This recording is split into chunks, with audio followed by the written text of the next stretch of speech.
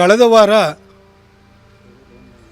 ನಮ್ಮ ಮೈಸೂರಿನ junior doctor Yathindra ಅವರು ನಾಲ್ವಡಿ ಕೃಷ್ಣರಾಜ ಒಡೆಯರ್ ಅವರಿಗಿಂತ ನಮ್ಮ ಅಪ್ಪನೇ ದೊಡ್ಡ ವ್ಯಕ್ತಿ ಅಂತ ಹೇಳಿಕೆಯನ್ನು ಕೊಟ್ಟರು.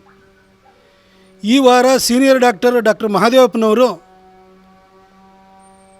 ಮಹಾರಾಜರು ತಮ್ಮ ಮನೆ ಮಂದಿಯ ಒಡವೆಯನ್ನೆಲ್ಲ ಅಡವಿಟ್ಟು ನಿರ್ಮಾಣ ಮಾಡಿದಂತಹ ಕನ್ನಂಬಾಡಿ ಕಟ್ಟೆಗೆ ಅಡಿಗಲ್ಲು ಇಟ್ಟವನೇ ಟಿಪ್ಪು ಸುಲ್ತಾನ್ ಅಂತ ಹೇಳಿಕೆಯನ್ನು ಕೊಟ್ಟಿದ್ದಾರೆ. ಜೂನಿಯರ್ ಡಾಕ್ಟ್ರು ಹೊಸ ಇತಿಹಾಸವನ್ನು ಬರಲಿಕ್ಕೆ ಹೊರಟಿದ್ರೆ, ಸೀನಿಯರ್ ಡಾಕ್ಟ್ರು ಈಗ ಆಲ್ರೆಡಿ ನಿರ್ಮಾಣವಾಗಿರುವಂಥ ರಚಿಸಲಾಗಿರುವಂಥ ಇತಿಹಾಸವನ್ನು ತಿರುಚಲಿಕ್ಕೆ ಹೊರಟಿದ್ದಾರೆ. ನಾನು ಮಹಾದೇವಪ್ಪನವರನ್ನು ಬಹಳ ಸ್ಪಷ್ಟವಾಗಿ ಕೇಳಲಿಕ್ಕೆ ಬಯಸ್ತೀನಿ. ಇತ್ತೀಚೆಗೆ ಉದ್ಘಾಟನೆಯಾದಂತಹ ಸಿಗಂದೂರು ಸೇತುವೆಗೆ DPR ಮಾಡಿದವರು ನಾವೇ ಅಂತ ಅಲ್ಲೂ ಕ್ರೆಡಿಟ್ ಕೇಳಲಿಕ್ಕೆ ಹೊರಟ್ರಿ. ಅದು ಯಡಿಯೂರಪ್ಪ ಸಾಹೇಬರು ಮತ್ತು MP ರಾಘವೇಂದ್ರ ಅವರ ಪರಿಶ್ರಮದಿಂದ ನಿರ್ಮಾಣವಾದಂತಹ ಸೇತುವೆ ಅಂತ ಗೊತ್ತಿದ್ರೂ DPR ನಾವೇ ಮಾಡಿದವರು ಅಂತ ಹೇಳಿದ್ರಿ. ಸರ್, ಟಿಪ್ಪು ಸುಲ್ತಾನ್ ಕನ್ನಂಬಾಡಿ ಕಟ್ಟೆಗೆ ಅಡಿಗಲ್ಲು ಇಟ್ಟಿದ್ದಾನೆ ಅನ್ನೋದಾದರೆ ಅದರ DPR ಮಾಡಿದವನು ಯಾರು ಸರ್?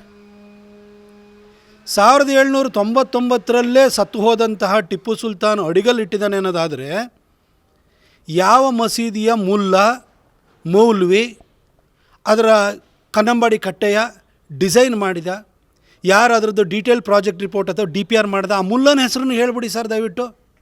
ಮೈಸೂರು ಜನ ಧನ್ಯರಾಗಿ ಬಿಡ್ತಾರೆ, ಈ ಇತಿಹಾಸನೂ ತಿಳ್ಕೊಂಬಿಡ್ತಾರೆ. ನಾಲ್ವಡಿ ಕೃಷ್ಣರಾಜ ಒಡೆಯವರಂತಹ ಜನಾನುರಾಗಿ ದೊರೆ, ವಿಶ್ವೇಶ್ವರಯ್ಯನವರಂಥ ಅಪ್ರತಿಮ ಇಂಜಿನಿಯರ್ ಇಲ್ಲದೇ ಇದ್ದಿದ್ದರೆ ಕನ್ನಂಬಾಡಿ ಕಟ್ಟಕ್ಕೆ ಸಾಧ್ಯವಾಗ್ತಿತ್ತ? ಟಿಪ್ಪು ಸುಲ್ತಾನ್ ಸತ್ತೋಗಿದ್ದು 1799ರಲ್ಲಿ. ಕನ್ನಂಬಾಡಿಯ ಕಟ್ಟೆಯ ನಿರ್ಮಾಣ ಪ್ರಾರಂಭವಾಗಿದ್ದು 1911ರಲ್ಲಿ.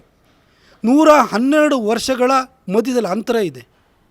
ಟಿಪ್ಪು ಸುಲ್ತಾನ್ ಯಾವ ಇಸ್ವಿನಲ್ಲಿ ಅಡಿಗಲ್ಲು ಇಟ್ಟಿದ್ದ ಅದನ್ನು ಹೇಳಿಬಿಡಿ ಸರ್. ವಿಶ್ವೇಶ್ವರಯ್ಯನವರಂತೂ ಅವಾಗ ಹುಟ್ಟಿರಲಿಲ್ಲ. ಹಾಗಾಗಿ ಅದ್ರ ಡಿಸೈನನ್ನು DPRನ ಯಾರು ಮಾಡಿರಬೇಕಲ್ಲ, ಆ ಮೌಲ್ವಿ ಹೆಸರನ್ನು ಹೇಳಿಬಿಡಿ ಸರ್. ಸರ್, ದಲಿತ ಸಮಾಜಕ್ಕೆ ಮೀಸಲಾತಿಯನ್ನು ಕೊಟ್ಟು ದೇಶಕ್ಕೆ ಮೇಲ್ಪಂಕ್ತಿಯಾಗಿದ್ದಂಥವರು ನಾಲ್ವಡಿ ಕೃಷ್ಣರಾಜ ಒಡೆಯರವರು. ಬಾಬಾ ಸಾಹೇಬರು ಸಂವಿಧಾನ ಬರೆಯೋದಕ್ಕಿಂತ ಮೊದಲೇ ಮೀಸಲಾತಿಯನ್ನು ತಂದಂಥವ್ರು ಅವರು.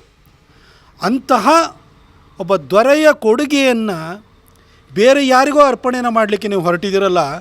ನಾಲ್ವಡಿ ಕೃಷ್ಣರಾಜ ಒಡೆಯರು ಮತ್ತು ಆ ಯದುವಂಶದ ಬಗ್ಗೆ ನಿಮ್ಗೆ ಯಾಕೆ ಸರ್ ಇಷ್ಟೊಂದು ಕೋಪ? ಯಾಕಾಗಿ ದ್ವೇಷವನ್ನು ತೀರಿಸ್ತಾ ಇದ್ದೀರಿ? ನಾಲ್ವಡಿಯವರು ಮತ್ತು ವಿಶ್ವೇಶ್ವರಯ್ಯನವರು ಇಲ್ಲ ಅಂದಿದ್ದರೆ ಆ ಕನ್ನಂಬಾಡಿ ಕಟ್ಟೆ ಕಟ್ಟಲಿಕ್ಕಾದ್ರೂ ಸಾಧ್ಯವಾಗ್ತಾ ಇತ್ತ? ಇಷ್ಟಾಗಿ ಅವ್ರ ಮೇಲೆ ನೀವು ಸಿದ್ದರಾಮಯ್ಯನವರು, ಯತೀಂದ್ರವರು ಪದೇ ಆ ಕುಟುಂಬದ ಕೊಡುಗೆಯನ್ನು ಅಲ್ಲಗಳೆಯುವಂಥ ಹೇಳಿಕೆಗಳನ್ನೇ ಕೊಡ್ತಾ ಬರ್ತಾಯಿದ್ದೀರಿ. ನೀವು ಯಾಕಿಂತ ದ್ವೇಷ ನಿಮಗೆ? ಮೈಸೂರು ಸಂಸ್ಥಾನವನ್ನು ಬಹಳ ಬೆಳಗಿದಂತಹ ಕುಟುಂಬದ ಬಗ್ಗೆ ಯಾಕೆ ಈ ಥರ ಒಂದು ದ್ವೇಷವನ್ನು ಮತ್ಸರವನ್ನು ಇಟ್ಕೊಂಡಿದ್ದೀರಿ ನೀವು ಸರ್? ಸರ್, ಇವತ್ತು ಗಜಪಯಣ ಆರಂಭ ಆಗ್ತಾಯಿದೆ. ದಯವಿಟ್ಟು ಗಜಪಯಣ ಮತ್ತು ಈ ಒಂದು ದಸರಾವನ್ನು ಆರಂಭ ಮಾಡಿದ್ದು ಟಿಪ್ಪು ಸುಲ್ತಾನ್ ಅಂತ ಹೇಳಿಬಿಡಿ. ಮೈಸೂರು ಜನ ಕೃತಾರ್ಥರಾಗಿ ಬಿಡ್ತಾರೆ, ಧನ್ಯರಾಗಿ ಬಿಡ್ತಾರೆ. ಆ ಇತಿಹಾಸವನ್ನು ನಾವು ಕೇಳ್ಕೊಂಬಿಡೋಣ ಸರ್. ದಯವಿಟ್ಟು ಅದನ್ನ ಹೇಳಿ. ನೀವೊಬ್ಬರು ದಲಿತ ಸಮಾಜಕ್ಕೆ ಸೇರಿದಂಥವರಾಗಿ ದಲಿತ ಸಮಾಜಕ್ಕೆ ಮೀಸಲಾತಿಯನ್ನು ಕೊಟ್ಟಂಥ ನಾಲ್ವಡಿ ಕೃಷ್ಣರಾಜ ಒಡೆಯರ ಬಗ್ಗೆ ಮಾತಾಡ್ತೀರಿ. ಆದರೆ ಅದೇ ದಲಿತ ಸಮಾಜಕ್ಕೆ ಮೀಸಲಿಟ್ಟಿರುವಂತಹ SCP TSP ಫಂಡನ್ನು 24,000 ಕೋಟಿ ರೂಪಾಯಿನ ಈ ಗ್ಯಾರಂಟಿ ಸ್ಕೀಮ್ಗಳಿಗೋಸ್ಕರವಾಗಿ ಗಾಳಿಯಲ್ಲಿ ತೂರ್ತಾ ಇರುವಂತಹ ಸಿದ್ದರಾಮಯ್ಯನವ್ರ ಬಗ್ಗೆ ಒಂದು ದಿನವೂ ಮಾತಾಡಲಿಲ್ಲ. ದಲಿತ ಸಮಾಜಕ್ಕೆ ಸೇರಬೇಕಾದಂಥ ಫಂಡನ್ನು ಮಿಸ್ಯೂಸ್ ಆಗ್ತಿದೆ ಅಂತ ಒಂದಿನ ಮಾತಾಡಲಿಲ್ಲ. ಆದರೆ ದಲಿತ ಸಮಾಜದ ಶ್ರೇಯೋಭಿವೃದ್ಧಿ ಬಗ್ಗೆ ಯೋಚನೆಯನ್ನು ಮಾಡಿ ಮೀಸಲಾತಿಯನ್ನು ತಂದಂತಹ ನಾಲ್ವಡಿಯವರ ಬಗ್ಗೆ ಮಾತ್ರ ಪದೇ ಈ ರೀತಿ ಹೇಳಿಕೆಯನ್ನು ಕೊಡ್ತಾ ಇದ್ದೀರಿ. ಇದಕ್ಕೆ ನಿಮಗೆ ಶೋಭೆ ತರಲ್ಲ ಸರ್. ನೀವೊಬ್ಬರು ಜ್ಞಾನಿಗಳು, ನೀವು ಯಾರೋ ಅನ್ಪಡ್ ಪಾಲಿಟಿಷಿಯನ್ ಅಲ್ಲ. ನೀವು ತಿಳಿದಂಥವರು, ಮೇಧಾವಿಗಳಿದ್ದೀರಿ. ನಿಮಗೆ ಸಮಾಜ ನಿಮಗೆ ಗೌರವವನ್ನು ಕೊಡುತ್ತೆ. ಆದರೆ ಸಮಾಜ ಪ್ರೀತಿಸುವಂಥ, ಗೌರವಿಸುವಂಥ, ಆರಾಧಿಸುವಂತಹ ನಾಲ್ವಡಿಯವರ ಬಗ್ಗೆ ಈ ಥರ ಅಪದ್ಧದ ಮಾತುಗಳನ್ನು ಆಡಿದರೆ ಖಂಡಿತ ಜನ ನಿಮ್ಮ ಬಗ್ಗೆ ಅಪನಂಬಿಕೆಯನ್ನು ಬೆಳೆಸ್ಕೊಳ್ತಾರೆ. ಅಲ್ಪಸಂಖ್ಯಾತರ ಓಲೈಕೆ ಅದನ್ನು ಮಾಡೋದಕ್ಕೆ ಟಿಪ್ಪು ಜಯಂತಿಯನ್ನು ಆರಂಭ ಮಾಡಿ ಆಯಿತು.